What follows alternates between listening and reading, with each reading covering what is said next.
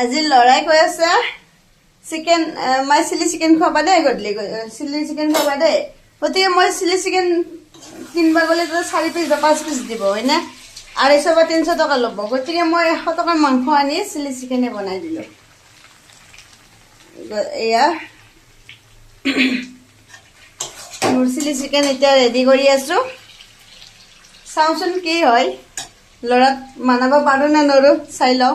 chilli chicken মোৰ ready কেনে লাগিছে ৰাইস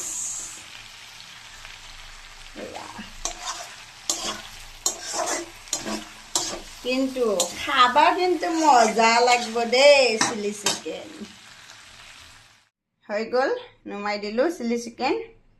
এতিয়া মই অলপমান ধনিয়া ডেকোৰেশ্যনৰ কাৰণে দি দিলো স্টাইল কৰি দিলো আৰু মানে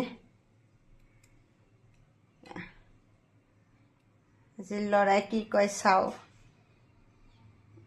গতিকে আমি মাকবিলাকে যদি এনেকৈ লৰাক অলপমান নিজে যত্ন কৰি খুৱাবা চাও তো সেয়াতে দোকানৰ বস্তু কিয় খাবা যাব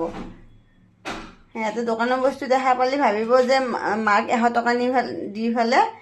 ঘৰত বনাই দিয়াই ভাল গতিকে ঘৰতটো বেছি টেষ্ট পাব না সেইটো কাৰণে মই ঘৰতে বনাব চেষ্টা কৰি দিও আৰু সময় থাকিলে মই সব বস্তু ঘৰতে বনাই খুৱাব খোজো কাৰণ কে দোকানৰ বস্তুটো কৰি ঘৰতো বেছি সাফা সুফা কৰি বনাব পাৰি ন সেইটো কাৰণে এতিয়া হৈ গল মোৰ বাই বাই হৈ গল এটা খাৱাহে কথা এটা খাই ফেলে কেনে লাগে আৰু চাও আৰু